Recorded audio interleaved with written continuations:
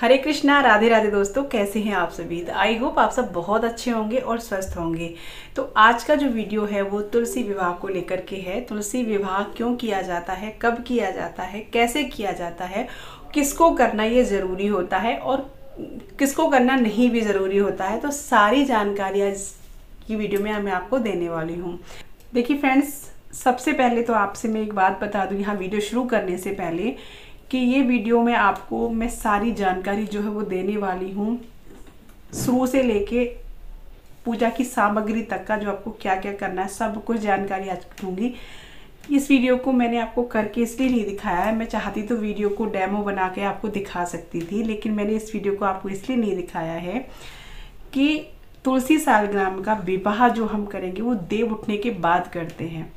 और जब मैं ये वीडियो बनाऊंगी तो मुझे देव उठने से पहले ही बनानी पड़ेगी। जब तक वो आपके पास पहुंचेगी ना, तो बिना देव उठे ये शादी मैं नहीं कर सकती थी, क्योंकि मैं जब आपको करके दिखाऊंगी तो इसका मतलब शादी करना ही हुआ। भाई जब पूरी विधि मैं आपके सामने करूंगी, उस विधि को, तुलसी माँ और सालग्राम की विवाह की विधि को, तो वो जो है विवाह ही हुआ। क्योंकि पूरी प्रक्रिया मुझे कोई दिखावे में नहीं करनी, सच में मुझे तो पूजा करनी है, सच में मुझे तुलसी सालग्राम का विवाह ही वो होगा जो मैं आपको करके दिखाऊंगी। तो ये मैं देव उठाने से पहले नहीं कर सकती थी, इसीलिए वो मैं आपके साथ में शेयर नहीं कर रही हूँ। मैं सिर्फ आपको बता रही हूँ और मेरे बताने से हो सकता है आपको सब कुछ समझ में अच्छे से आएगा। मेरी कोशिश रहेगी कि एक एक चीज़ मैं आपको अच्छे से समझाऊँ और बताऊँ। तो चलिए अब वीडियो शुरू कर लेते हैं। तो तुलसी विवाह जो है क्यों करना चाहिए और तुलसी विवाह है कब, तुलसी विवाह कब किया जाता है। कार्तिक मास की शुक्ल पक्ष की देव उठानी एकादशी वाले दिन तुलसी सालग्राम का विवाह किया जाता है। उस दिन भगवान विष्णु अपनी योग निद्रा से जागते हैं 4 महीने के बाद, तो उनको उसी दिन तुलसी सालग्राम का विवाह करा दिया जाता है। और उसी दिन से देव उठानी एकादशी से सनातन धर्म में जो भी मांगलिक कार्य होते हैं वो शुरू हो जाते हैं। जब देवशयनी एकादशी होती है ना, उस दिन भगवान विष्णु को सुलाया जाता है, तो सारे मांगलिक कार्य सनातन धर्म में बंद कर दिए जाते हैं, कोई भी मांगलिक कार्य नहीं होता है। और देव उठानी एकादशी वाले दिन से शादी विवाह सब उसी दिन से शुरू हो जाते हैं। तो पहले सबसे पहले तुलसी सालग्राम का विवाह होता है, उसके बाद सारे मांगलिक कार्य शुरू होते हैं। तो हमारे सनातन धर्म में ऐसी मान्यता है। तो तुलसी सालग्राम का विवाह एकादशी वाले दिन करना चाहिए। अगर एकादशी वाले दिन नहीं कर सकते हैं तो कब करना चाहिए वो भी मैं आपको बताऊँगी। दूसरी बात, तुलसी विवाह करना बहुत ही खुशकिस्मती का काम है, बहुत ही भाग्यशाली लोगों का काम है जो तुलसी विवाह करते हैं। जिनके कन्या नहीं है वो तुलसी विवाह एक बार अवश्य करें अपनी लाइफ में, उनको ज़रूर करना चाहिए। क्योंकि जिनके बेटी नहीं होती हैं वो तुलसी जी का विवाह करें, तुलसी माता का कन्यादान करें विष्णु भगवान के साथ में। इससे बड़ी भाग्यशाली, इससे बड़ी किस्मत की बात क्या हो सकती है। तो तुलसी विवाह आपको ज़रूर करना चाहिए। और वैसे कोई भी कर सकता है, लेकिन जिनके कन्या ना हो वो इसका विवाह को अवश्य करें। ठीक है, अब जान लेते हैं कि तुलसी विवाह इस बार कब पड़ रहा है। तुलसी विवाह जो है यानी देव उठानी एकादशी जो पड़ रही है वो 23 नवंबर की पड़ रही है और दिन है गुरुवार की पड़ रही है। तो गुरुवार तो वैसे भी भगवान विष्णु का दिन माना जाता है, तो उस दिन देव उठानी एकादशी पड़ रही है। तो चलिए जान लेते हैं इसकी विधि और किस तरीके से आपको तुलसी विवाह कराना चाहिए। तुलसी अगर आपके घर में है तो बहुत अच्छी बात है, उन्हीं का विवाह करना चाहिए। दूसरी बात, आपको विवाह करना कैसे होता है इसकी संपूर्ण विधि मैं आपको बताऊंगी, किस किस तरीके से आप विवाह कर सकते हैं। तो चलिए सबसे पहले आपको क्या करना है कि जैसे कि जहाँ भी आप इस विवाह को कर रहे हैं वहाँ आपको पहले चौक पूरना होता है, हल्दी से लीप करके और आटे का चौक बना करके स्वास्तिक बना लीजिए या चौक बना लीजिए। उसके बाद में वहाँ पे आपको चौकी लगानी है, बड़ी सी चौकी लगा लें या 2 चौकी लगा सकते हैं, छोटी छोटी 2 चौकी भी लगा सकते हैं। एक पे आपको या तो दोनों ही या एक पे आपको पीला कपड़ा या लाल कपड़ा बिछा लेना है। अगर 2 चौकी लगा रहे हैं तो भगवान विष्णु को जहाँ पे आप स्थापित करेंगे, विराजमान करेंगे, वहाँ आपको पीला कपड़ा बिछाना है। और जहाँ माता लक्ष्मी को विराजमान करेंगे वहाँ आपको तुलसी माता को विराजमान करेंगे वहाँ आपको लाल कपड़ा बिछाना है। ठीक है, चौकी लगानी है 2 या 1, ठीक है, बड़ी सी लगा लीजिए या फिर 2 चौकी लगा लीजिए, ऐसा कर सकते हैं। उसके बाद चौकी लगा के वस्त्र बिछाना है। उसके बाद उससे पहले आपको जैसे मैंने चौक बताया था, चौक जो लगाना है उस पर थोड़ा सा अनाज आपको ज़रूर रखना है। उसके बाद चौकी, फिर उसके बाद वस्त्र, फिर उसके बाद आपको एक पटले पे तुलसी माँ को विराजमान करना है और एक पे भगवान विष्णु को। भगवान विष्णु अगर आपके पास नहीं है, जैसे बहुत से लोग बोलते हैं कि भगवान विष्णु की हमारे पास तो मूर्ति नहीं है, कोई तस्वीर नहीं है, तो आप भगवान विष्णु का कोई भी अवतार, यानी राम अवतार ले सकते हैं, कृष्ण अवतार ले सकते हैं, लड्डू गोपाल जी को भी ले सकते हैं, तो उनको भी आप रख सकते हैं। अगर भगवान विष्णु की मूर्ति या प्रतिमा आपके पास नहीं है तो भगवान लड्डू गोपाल जी को ले लीजिए, या आपके पास तस्वीर हो तो उसको ले सकते हैं। लेकिन रखने आपको भगवान विष्णु अकेले, मतलब उसमें लक्ष्मी साथ नहीं होनी चाहिए। भगवान विष्णु की अकेले की प्रतिमा आपको रख देनी है दूसरे पटले पर। अब क्या करना है, उसके बाद आपको जो है तुलसी माता को कोई भी साड़ी या उनके गमले पे आपको लपेट देनी है। साड़ी या कोई भी लाल रंग का कपड़ा लगा देना है। और उसके बाद में जब ये हो जाए तो फिर आपको क्या करना है कि कलश स्थापना करनी है। कलश स्थापना किसी भी विवाह में ज़रूरी होता है। जब भी हमारे यहाँ भी किसी लड़की लड़के की शादी तो पहले कलश भरा जाता है, तो कलश ज़रूर भरा जाता है। कलश में आप मिट्टी का या तांबे या पीतल का भी ले सकते हैं। तांबे पीतल का ले लीजिए, घर में होते हैं, लोटे होते हैं, स्टील का भी ले सकते हैं। उसमें आपको सुपारी और हल्दी और एक सिक्का ये ज़रूर डालना है। बाकी आप कुछ भी डालें, बट ये चीज़ ज़रूर डालें, सिक्का, सुपारी और एक हल्दी की गांठ और थोड़े से चावल, ये आप डालें। चावल नहीं डालें क्योंकि एकादशी होती है उस दिन, तो आप तिल डाल लें थोड़े से, ठीक है। ये चीज़ डाल करके आपको पान या अशोक के पत्ते ले लेने हैं। और फिर उसके ऊपर अगर आप नारियल का कलश स्थापना कर रहे हैं तो आप नारियल को रख दें, या फिर आप ये भी कर सकते हैं कि उसके ऊपर एक प्लेट रख के और उसके ऊपर दीप प्रज्वलित कर सकते हैं। गेहूँ वगैरह रख दीजिए और उसके ऊपर आप एक जो दीप कलश हो गया वो आप प्रज्वलित दीप करके और दीप कलश आपका स्थापित कर सकते हैं। तो पहले आपको कलश स्थापना करनी है सबसे पहले। उसके बाद में आपको गणेश जी की स्थापना करनी है, क्योंकि गणेश जी के बिना तो कोई शादी विवाह संपन्न हो ही नहीं सकता। आपको पता होगा जब लक्ष्मी विष्णु भगवान का विवाह था तो गणेश जी को निमंत्रण देना भूल गए थे, तो क्या हाल हुआ था। लक्ष्मी और विष्णु भगवान जी की शादी मुश्किल पड़ गई थी बहुत, जब उनको बुलाया तब जाके शादी हुई थी। तो गणेश जी को सबसे पहले बुलाना है। सबसे पहले गणेश जी को आप स्थापित कर लें। गणेश जी अगर आपके पास है प्रतिमा वगैरह तो वो रख सकते हैं। थोड़ा सा आसन देके मैं चावल बोल रही हूँ, चावल आपको नहीं लेना आज के दिन, एकादशी वाले दिन। तो आपको तिल ले लेने हैं या फिर फूलों का आसन दे दीजिए। आसन देके गणेश जी को स्थापित करना। अगर गणेश जी की प्रतिमा या कोई मूर्ति आपके पास नहीं है तो आप सुपारी लेकर के उस पर कलावा लपेट के और आप गणेश जी बना सकते हैं, वहाँ पे उनको बिठा दीजिए गणेश जी का स्वरूप मान के। तो सर्वप्रथम गणेश जी की पूजा की जाती है, उसके बाद कोई पूजा शुरू होती है। तो सबसे पहले आपको गणेश जी की पूजा करनी है। थाली में आपको रोली, चावल, हल्दी, चंदन ये सारी चीज़ें लेनी है। चावल ना लें, फिर मैं बोल रही हूँ, मैं बार बार अगर बोल भी जाऊँ तो प्लीज़ इस चीज़ को समझिएगा, चावल उस दिन नहीं लेना है एकादशी वाले दिन।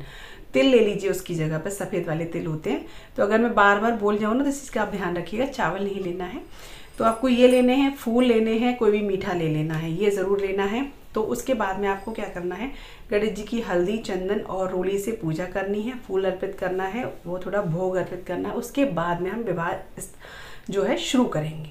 विवाह में आपको क्या करना है, सबसे पहले आपको तुलसी माता और भगवान विष्णु को हल्दी अर्पित करनी है। जैसे कन्या की हल्दी लगाई जाती है तो थोड़ी सी हल्दी, आप मैंने बताया था हल्दी, चंदन, रोली तीनों चीज़ आपको रखनी है। तो हल्दी आपको थोड़ी सी घोल लेनी है। जैसे भी आपके हल्दी बहुत से दूध में घोलते हैं या अपनी नहीं तो आप जल, गंगा जल में ले सकते हैं। हल्दी घोल करके और पहले माता तुलसी को 7 बार या 5 बार हल्दी लगानी है और उसके बाद भगवान विष्णु को लगानी है, ठीक है। हल्दी लगा दी, उसके बाद आप मेहंदी लें। मेहंदी आप घुली हुई लें, वो ज़्यादा अच्छा है। जो सूखी खुली मेहंदी आती है उसको घोल करके लगाएं, क्योंकि ये जो मेहंदी आती है कीम वाली, ये केमिकल वाली होती हैं। तो वैसे ऐसा कोई नहीं, अगर हो तो आप वो लें, नहीं तो आप कीम वाली भी ले सकते हैं। लेकिन सर्वप्रथम आप वो वाली मेहंदी को मान्यता दें, अगर वो मिल जाए तो बहुत अच्छा है। मेहंदी खोल लें, उसके बाद भगवान विष्णु को मेहंदी और फिर तुलसी माता को मेहंदी आपको लगा देनी है। उसके बाद मेहंदी हो गई, ये हो गया। उसके बाद आपको क्या करना है, तुलसी माता को श्रृंगार करना है। श्रृंगार में आप चूड़ी, जो भी आपने श्रृंगार का सामान लिया है, श्रृंगार के सामान में आपको 16 श्रृंगार लेने हैं जो भी होते हैं। साड़ी लेनी है, भगवान विष्णु के लिए वस्त्र लेने हैं, और जो भी श्रृंगार में होता है, चूड़ी, बिंदी, मेहंदी, महावर, 16 श्रृंगार पूरे हो। मंगलसूत्र अगर आप ले सकते हैं तो मंगलसूत्र आप ज़रूर लें। देखिए चांदी सोने का जैसा भी आपकी श्रद्धा है, नहीं तो आप आर्टिफिशियल ले सकते हैं। अगर वो भी ना हो तो आप कलावे का मंगलसूत्र बना सकते हैं, ठीक है। ये आपको ज़रूर लेना है। श्रृंगार यानी चूड़ी पहनानी है उनको, सिर्फ चूड़ी पहनानी है, मंगलसूत्र नहीं पहनाना। अभी जो चूड़ी हमने रखी है उन्हीं में से आप चूड़ी पहना दीजिए गौरी मैया को, और चुंदरी जो है, एक चुंदरी गौरी मैया को उड़ा दीजिए। उसके बाद में आपको क्या करना है, जब श्रृंगार हो गया उसके बाद में आपको जयमाला का कार्य करना है। तो 2 माला लेनी है। सबसे पहले कन्या पहनाती है, फिर वर पहनाता है, क्योंकि हमारे यहाँ वर मतलब कन्या पहले वर को चुनती है, इसलिए कन्या पहले पहनाती है। तो तुलसी माता से के हाथ से छुलाकर और विष्णु भगवान को आप माला पहना दीजिए। विष्णु भगवान से छुलाकर तुलसी माँ को माला पहना दीजिए। ऐसे आपको वरमाला पहनानी है। उसके बाद में आपको गठबंधन करना है। गठबंधन कैसे करना है कि जो आपने तुलसी माँ को चुंदरी उड़ाई है ना, उस चुंदरी में आपको एक सिक्का और थोड़े से जो है चावल नहीं रखें, फूल रख लें और थोड़े से उसमें आप तिल रख लें, सिक्का और तिल। उसको आप पहले चुंदरी में गांठ लगा लें और फिर उस गांठ में आपको कलावा लेना है या एक साफ़ी ले सकते हैं, क्योंकि साफ़ी भगवान विष्णु को ओढ़ाई जाएगी। तो जो चुन्नी में गांठ लगाई है उसमें सिक्का बांधा है आपने, थोड़े से जो है तिल बांधे हैं, उसमें ही कलावा या अगर स्वाफी उड़ाई है भगवान विष्णु को तो आपने वो स्वाफी में वो गठबंधन कर देना है। अगर स्वाफी नहीं ली है, कलावा लिया है, तो कलावा उसको चुंदी में बांध देना है। तो जो चुंदरी है वो तुलसी माँ ओढ़ेंगी और जो कलावा है या जो साफ़ी है उसको आप भगवान विष्णु को उड़ा दीजिए, क्योंकि गठबंधन पहले होगा, उसके बाद में ही सारी फेरे वगैरह ये सब चीज़ें होंगी।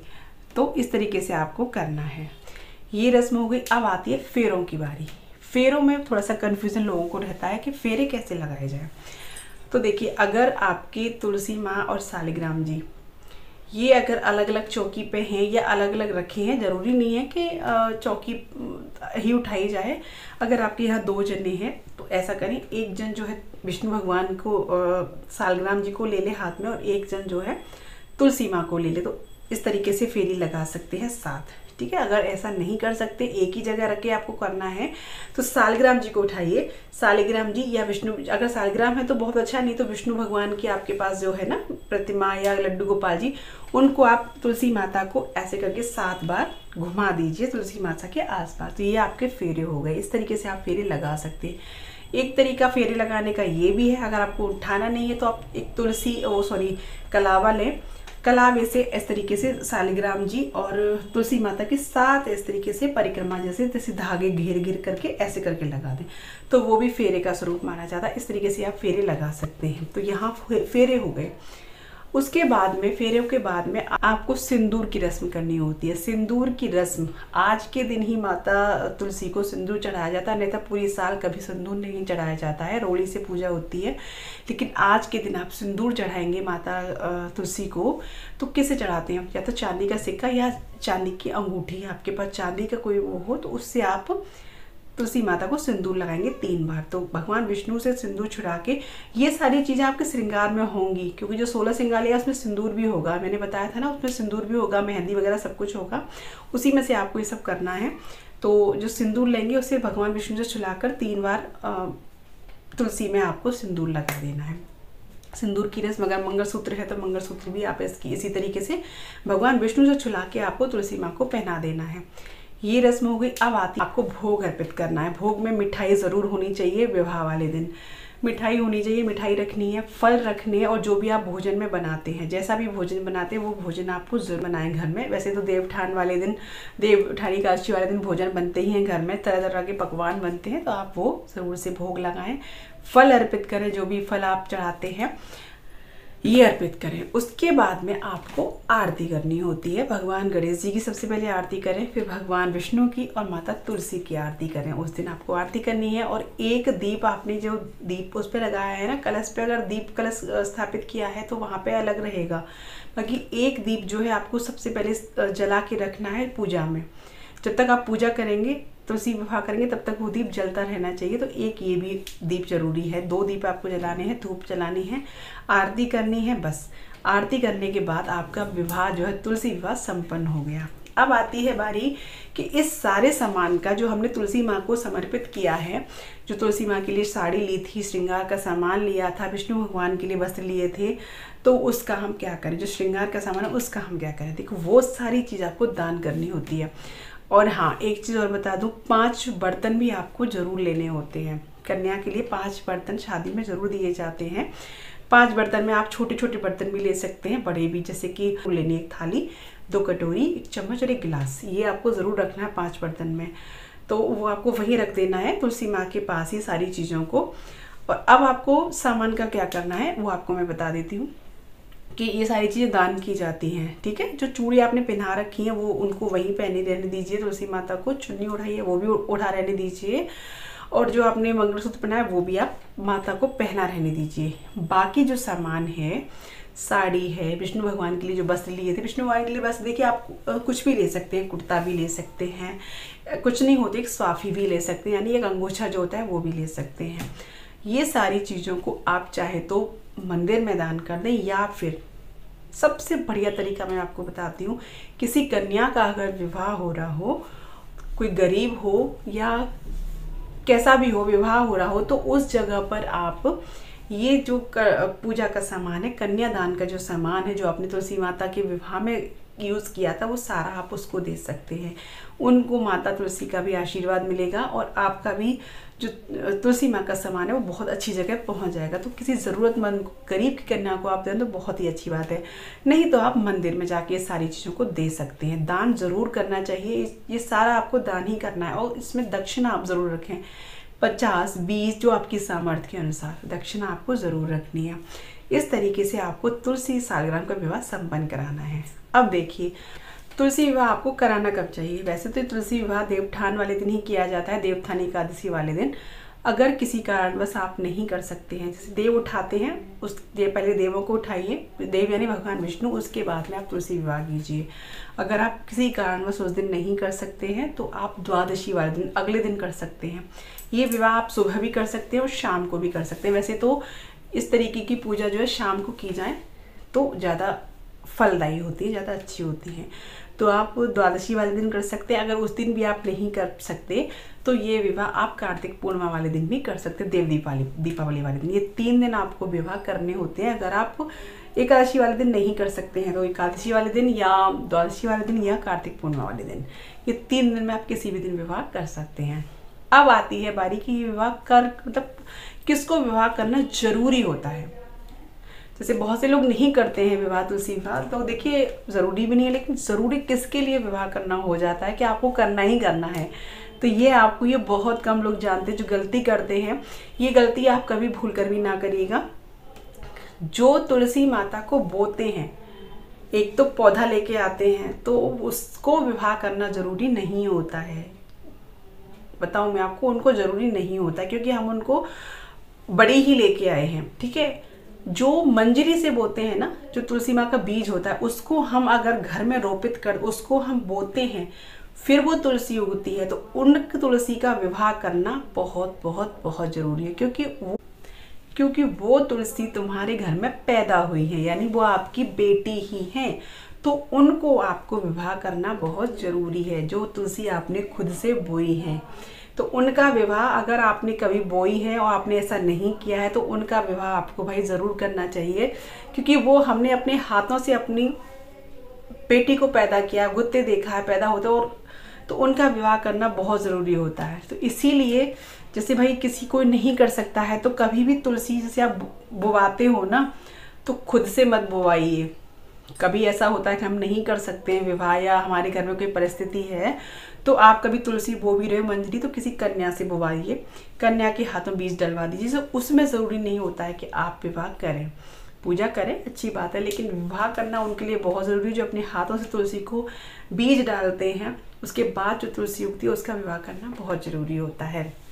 तो ऐसे आप करें और इसी तरीके से आपका तुलसी विवाह जो संपन्न हो जाएगा, ठीक है। तो आज की जानकारी आपको अच्छी लगी हो तो प्लीज़ वीडियो को लाइक शेयर ज़रूर करिएगा। आज के लिए बस इतना ही, मिलती हूँ आपसे एक अच्छी सी वीडियो के साथ, अच्छी सी जानकारी से। तब तक के लिए राधे राधे, जय श्री कृष्णा।